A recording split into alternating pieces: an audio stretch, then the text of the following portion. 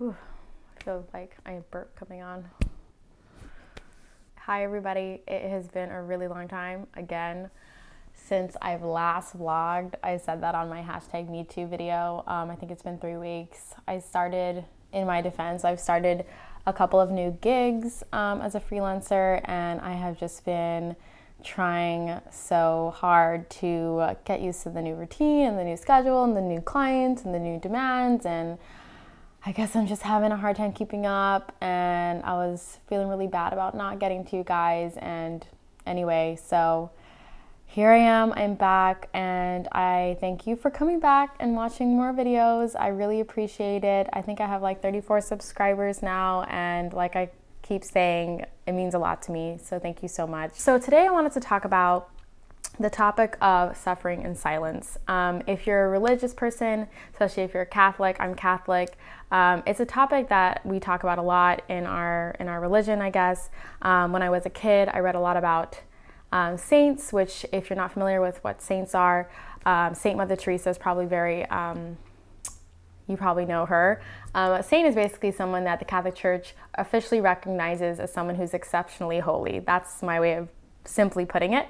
And I read a lot about the saints when I was younger. I really looked up to them, and a lot of them were people who suffered in silence. There were people who went through insane like physical suffering or emotional suffering, and they like just kept it between them and Jesus. And I was just so amazed by that, and I was just but also very conflicted, because at the same time growing up, I knew a family who there was a lot of suffering going on in their family. There was abuse, there was neglect, lots of bad things. I'm not going to go too far into it, but essentially I just remember my like 12-year-old self really struggling with, you know, they should not be suffering in silence. What's happening to them is completely unjust, and you know, the police should be aware, or the authorities should be aware. And then growing up, I've noticed that this happens to a lot of people, where there's a lot of suffering going on. I apologize for the crackling noise. There's chicken in the oven. Just ignore it. But essentially, I basically became really torn between this concept of offering things up to Jesus, you know, the whole phrase, offer it up, you know, when you're going into labor and people are like, oh, this is your opportunity to suffer with Jesus, and you just want to punch them in the face.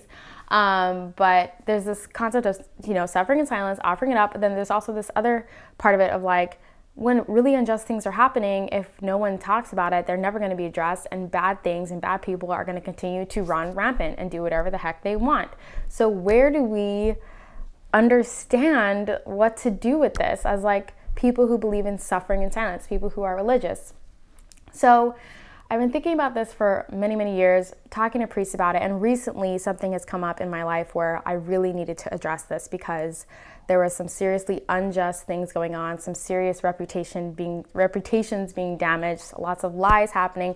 Not going to go into it. It's an unfortunate situation, but where I was faced with the decision of, do I just keep my mouth shut like I have for my whole life, or do I speak up about this? And so I really did some thinking, and I thought, okay, what I've learned is that when it comes to things like the dishes, or a coworker you don't like, or a disagreement between you and your spouse, or you know, just tasks that you don't want to do, that you want to complain about and you want to gripe about, especially when it comes to like an annoying coworker or whatever, you just like want to complain. And it's just like, we really could keep those to ourselves. We really could use it as a lesson in like patience and growing in love and mercy and forgiveness, and go, okay, I just need to become a better person. I can suffer in silence with this. I can avoid complaining. But then when it comes to things that are like objectively unjust, when someone's slandering your reputation or somebody you know, when someone's bullying you, when someone's harassing you, molesting you, abusing you, anything like that, that is like, that shouldn't be happening at all. You know, we can become offended by a coworker or a friend or whatever and learn to remedy those situations. But when it comes to things that are just so objectively wrong, I think a lot of times we use suffering in silence as just like this terrible, terrible excuse to not stand up for the person or ourselves being hurt. I don't know about you, but it's really easy for me to stand up for other people who are being bullied or hurt. I don't understand why people don't do that. When someone's being hurt, whether it's in the workplace, at school, whatever, online, those people should be stood up for. I don't understand why so often, and I don't do this perfectly, I'm just saying that there's like a category of people who don't want anything to do with anything. They're super indifferent. And then there's a category of people that are so quick to stand up for other people, but then when they're being abused or hurt or bullied, they don't stand up for themselves. And I think that overall, justice is super important. And in general, and especially as Catholics or as Christians, I know in the Catholic faith, justice is one of the 4 cardinal virtues. There's justice, prudence, temperance, and fortitude. Fortitude being courage. And those 4 cardinal virtues, our faith hinges on those virtues. It rests on those virtues, in addition to the 3 theological virtues of faith, hope, and charity. So justice is really important to God. Justice isn't something that, you do if you're just like this mean, kind of tough person that just always wants to fight. That's not what justice is. But it's important. And so it's just like using this whole concept, and I've had people tell me this, when I'm like, I really want to start talking about like mental illness and those kinds of struggles. People are like, oh, you should suffer in silence. You should offer it to Jesus. Your anxiety, it's probably just due to your lack of prayer. And yeah, maybe I need to be praying more, and maybe I need to be trusting in God more. Absolutely. But how many years have I went without professional help? I went without asking friends support. I went without people really understanding where I'm coming from because I don't want to tell them what I'm really going through. That is a tragedy. It's a tragedy if that's how you live your life too, because if you, again, are dealing with something that's so just objectively difficult, wrong, horrible, you should open up about it. You should feel that you can open up about it, not just to Jesus, but to friends and to professionals to get help, because, God came, Jesus came so that we could live a full life. I really do think that. And I'm not trying to turn this into a Sunday preaching minute, but I've just really been thinking about a lot of these issues, and they've really been weighing on me. So thanks for bearing with me while I kind of talk it out. But God wants me to be happy. That's how I understand it. He wants me to be happy. And the bad things that are happening in my life and have happened in my life are because there's free will, and everyone has a choice to do whatever they want. None of us are forced to be good. So if He wants me to be happy, then it's perfectly all right and honestly necessary for me to be open about my struggles, to be open about the bad things that have happened to me, so that I can, encourage other people to realize that they're not the only one, and they're not just this like tainted, damaged baggage walking around the world, that there is an opportunity for them to find support among friends and professionals, so that they can become whole again as best as they can. And another thing is, using that brokenness to make something beautiful. I'm starting to see that more and more, and it's just so encouraging. For an example, Erica Tai, I don't know if you've heard of her, she's a calligraphy artist, and she's all about taking the bad and turning it into good. She's all about, that's her message. It's like, there's so many bad things in the world, and she's all about being a heart, like a loving presence in this world, and she uses her art to do that. So anyway, I'm running on a tangent, but essentially, so justice, meaning not using suffering and silence as an excuse to bow out and be like, oh, well, that person should just suffer in silence. I'm not going to stand up for them. I'm not going to do anything for them. That's really just an excuse for you not to stick your neck out for that person. So essentially, I ran into this experience recently where someone I know was being kind of attacked. And then when I started standing up for this person, then I started getting attacked. And it was getting ridiculous. It was getting very hostile. And I knew that if I really stood up against this person, that things were probably going to get more hostile, which they did. But at the same token, when I took an official and public stand against this person, I also received a ton of support from people. A ton of people who had noticed that this kind of like slander and threats and kind of hostility had been going on for years. And they were like, I'm so glad that you had the courage to do that. Like people coming out to us, to me personally, being like, I have been dealing with abuse or all these different issues for so many years, and I only now escaped it. So many people living in fear, so many people I didn't even know were going through the same thing I was going through, but no one speaking up about it because no one stood up for them, and they don't know how to stand up for themselves. And that's just such a tragedy. We should feel that we have enough dignity that we are worth protecting, whether we protect ourselves or whether we go out and ask people to help us protect us. Because again, justice is important. So anyway, that being said, there was still a lot of backlash. So I went to a priest and I just told him everything. I explained everything to him. And I was like, is this a situation where I should have suffered in silence? Where I should have just like kept my mouth shut and allowed myself to continue to be threatened and kind of like scared every day. And, you know, that whole concept of maybe I'm just not strong enough, maybe I just need to learn how to be stronger. And the priest was like, absolutely not. He was like, justice is important, and it's only after we've done everything we can to obtain justice that we can then say, okay, maybe it is God's will that we suffer in silence. You know, for example, with mental illness, I can talk about it, I can share my struggles in hopes of like helping other people, and it does help me too, it does. But at the end of the day, I still go to bed and have nightmares every night. I'll still go to bed and really struggle. Not every day is a victory, definitely not. Most days are difficult. So there are, you know, even with the sharing of my mental illnesses and things like that, I am still having to kind of, there's a degree of suffering in silence still. It's just a matter of like knowing when. Does that make sense? I hope that makes sense. So anyway, the priest had so many great things to say. He was just like, what you did was reasonable. It was prudent, which is one of the 4 cardinal virtues. He was like, you were seeking justice. He said that truth, not just theological truth, not just philosophical truth, that even everyday truth, you know, the truth of who somebody is should always be defended. It should always be defended, because truth is important. It matters. And we shouldn't be allowing people to just like strip that away from other people. Anyway, there are a few other things he said that I wrote down because it was so great. He said, dispelling lies is good and necessary, and we are all required and expected to fight for justice.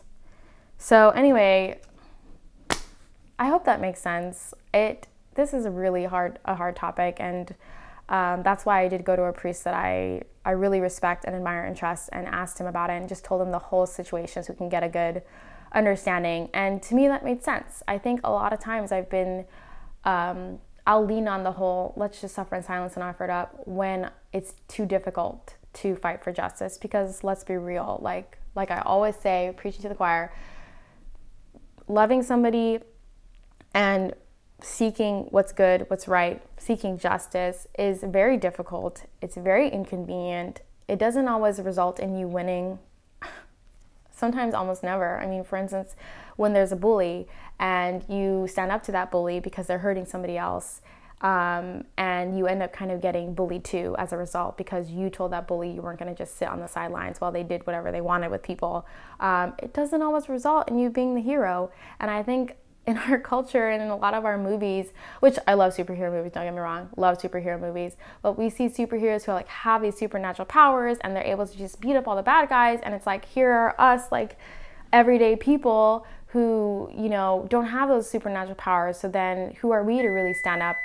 Sorry, that's the chicken timer. So who are we to really stand up and defend ourselves or anybody else when we don't have those powers to do it successfully? It's like, I feel like a lot of times we don't want to stand up for justice unless we have like a high likelihood of succeeding. And I feel like Jesus is saying no, like this priest was saying, no, you stand up for justice no matter who you are, because it's the right thing to do.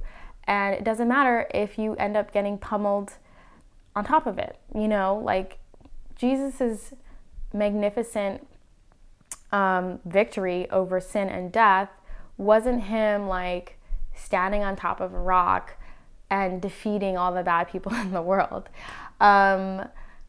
It was him hanging from a cross, looking completely and totally defeated. And yes, while he did have a triumphant resurrection 3 days later, I think about that image of our savior, of our superhero, of our hero being like just completely torn to shreds by mortal people.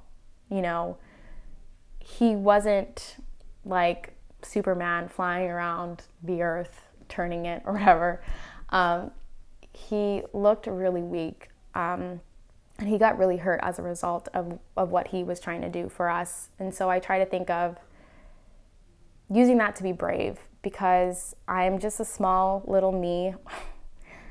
I'm just me, and a lot of times I don't think that anything that I do is going to matter. But when people are getting hurt, we really shouldn't sit around and do nothing. We really should take it upon ourselves to fight for justice, because sometimes those people who are being bullied or hurt or abused, no one stands up for them.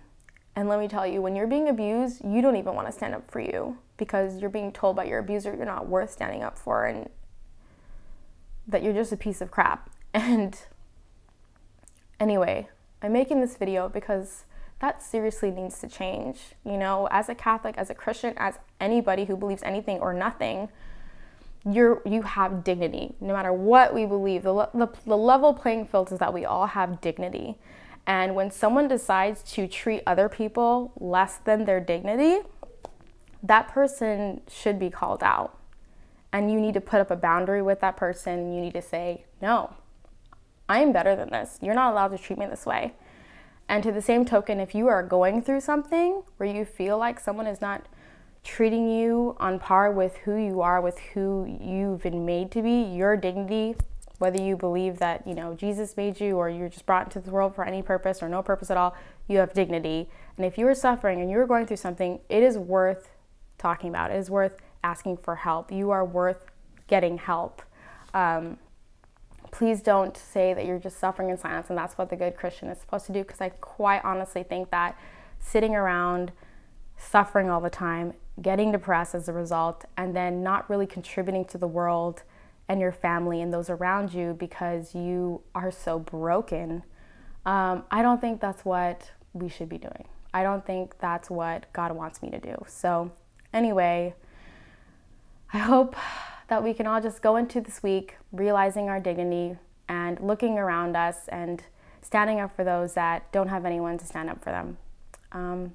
Thanks so much for watching this. Sorry I got a little emotional. I hope it made sense. Suffering in silence is a really broad topic, and I'm looking forward to hearing what you guys have to say, what your thoughts are. Just please be kind about it, because again, a lot of these things run very personally. There's a lot of really personal and deep experiences that I'm still feeling that aren't resolved yet. But that being said, the whole point of this vlog is to stimulate discussion around these topics that I think are very unresolved for a lot of us, that a lot of us don't really know what we really think about it. And I think we should start thinking about it, and we should start talking about it, and we should start discussing it. So yeah, thank you so much, and I hope I will see you next week. Bye. Oh, my husband is reminding me, please subscribe.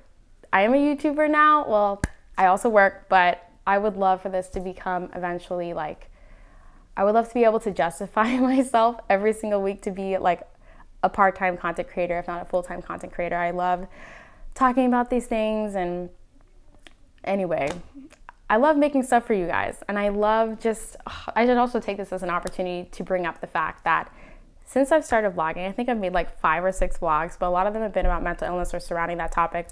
I have gotten so many messages and text messages and even phone calls from people who I haven't talked to in years, who are just thanking me for sharing my story, for being brave and all that stuff. And that's so great, you know, thank you for the compliments and the support. But it just moves me so much to see that people need this. You know, we need the support. We need to see the example of somebody saying, hey, if you struggle with this, it's okay. I struggle with it too. I'm still here. We can do this. It means so much to me to see that this matters to some people, even if it's just 5 people or 1 person. Thank you so much for the phone calls and the texts and the messages. It really, really, really helps me to keep doing this, because I'm telling you, every time I upload, I'm like, Mia, what are you doing? Why are you doing this? No one's gonna watch this. But some people are, and apparently they like it. So thank you. If that's you, if you're watching, thank you so much. And share this video and give it a thumbs up, and please subscribe.